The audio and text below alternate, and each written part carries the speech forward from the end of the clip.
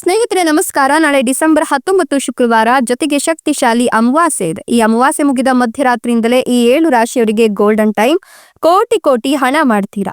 ಲಕ್ಷ್ಮೀ ದೇವಿಯ ಕೃಪಾಶೀರ್ವಾದ ನಿಮ್ಮ ಮೇಲೆ ಇರಲಿದೆ. ಹಾಗಾದ್ರೆ ಆ ಅದೃಷ್ಟವಂತ ರಾಶಿಗಳು ಯಾವುವು, ಅವುಗಳಿಗೆ ಏನೆಲ್ಲ ಲಾಭ ಸಿಗುತ್ತೆ ನೋಡೋಣ. ಅದಕ್ಕಿಂತ ಮೊದಲು ಮತ್ತೆ ಮಹಾಲಕ್ಷ್ಮಿ ದೇವಿಗೆ ಭಕ್ತಿಯಿಂದ ಲೈಕ್ ಕೊಟ್ಟು ಪ್ರತಿದಿನ ದಿನ ಭವಿಷ್ಯ ತಿಳಿಯಲು ನಮ್ಮ ಚಾನೆಲ್ ಅನ್ನ ಸಬ್ಸ್ಕ್ರೈಬ್ ಮಾಡಿ. ಹಾಗೆ ಬೇಗನೆ ನಮ್ಮ ವಿಡಿಯೋದ ನೋಟಿಫಿಕೇಶನ್ ಪಡೆಯಲು ಬೆಲ್ ಬಟನ್ ಕ್ಲಿಕ್ ಮಾಡಿ ಆಲ್ ಅಂತ ಕ್ಲಿಕ್ ಮಾಡ್ಕೊಳ್ಳಿ.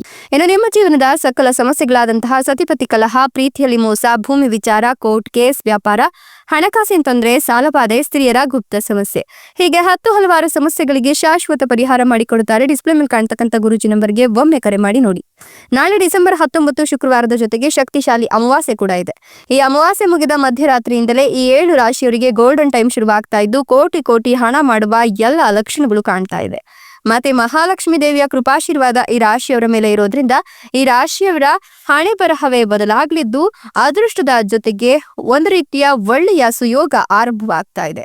ಈ ರಾಶಿಯವರಿಗೆ ಆದಾಯದ ಬೆಳವಣಿಗೆಯ ಸಾಧ್ಯತೆಗಳು ಹೆಚ್ಚಾಗಿದ್ದು, ಕಷ್ಟಪಟ್ಟು ಕೆಲಸ ಮಾಡುವ ಮೂಲಕ ತಮ್ಮ ಆದಾಯವನ್ನು ಹೆಚ್ಚಿಸಲು ಪ್ರಯತ್ನಿಸ್ತಿರ್ತಕ್ಕಂಥವರಿಗೆ ಅನೇಕ ಮಾರ್ಗಗಳು ಮತ್ತು ಅವಕಾಶಗಳು ತಮ್ಮ ಸಂಪತ್ತನ್ನ ಹೆಚ್ಚಿಸಲಿಕ್ಕೆ ಸಿಗ್ತಾ ಹೋಗ್ತವೆ.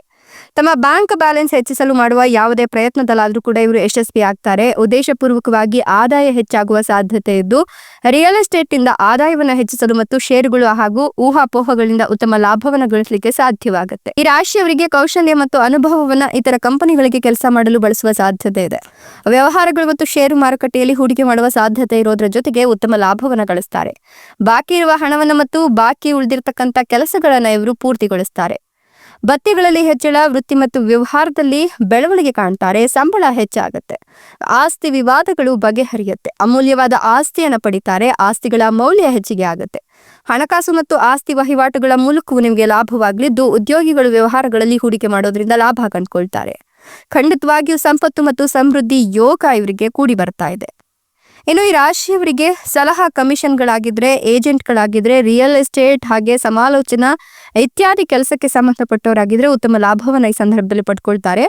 ಇನ್ನು ಈ ರಾಶಿಯವರಿಗೆ ಮದುವೆ ಆಗಿಲ್ಲ ಅಂತಂದ್ರೆ ಕಂಕಣ ಭಾಗ್ಯ ಕೂಡಿ ಬಂದಿದ್ದು, ಉತ್ತಮ ಮದುವೆಯ ಯೋಗ ಕೂಡ ಇದೆ. ಅಂದ್ರೆ ನೀವು ಇಷ್ಟಪಟ್ಟವರೇ ನಿಮ್ಮ ಬಾಳ ಸಂಗಾತಿಯಾಗಿ ಬರ್ತಾರೆ. ಅನಿರೀಕ್ಷಿತ ಹಣವನ್ನ ಕಡಿಮೆ ಶ್ರಮದಿಂದ ನೀವು ಸಂಗ್ರಹಿಸ್ತೀರಾ. ಈ ರಾಶಿಯವರಿಗೆ ಆಸ್ತಿ ಮತ್ತು ಬಾಡಿಗೆ ಮೂಲಕ ಹೆಚ್ಚಿನ ಆದಾಯ ಕೂಡ ಬರುತ್ತೆ ಅಂತ ಹೇಳಲಾಗ್ತಾ ಇದೆ. ಇನ್ನು ನೀವು ಅದೃಷ್ಟವಂತರಾಗೋದ್ರ ಜೊತೆಗೆ ನಿಮ್ಮ ಲಾಭ ಕೂಡ ಈ ಸಂದರ್ಭದಲ್ಲಿ ಡಬಲ್ ಆಗ್ತಾ ಹೋಗುತ್ತೆ. ಮಕ್ಕಳು ಕೂಡ ನಿಮ್ಗೆ ಒಳ್ಳೆಯ ಯೋಗವನ್ನ ತಂದ್ಕೊಡ್ತಾರೆ. ಜೊತೆಗೆ ವಿದೇಶದಲ್ಲಿ ಕೆಲಸವನ್ನ ಮಾಡಬೇಕು ಅನ್ನೋ ನಿಮ್ಮ ಆಸೆ ಈಡೇರುತ್ತೆ.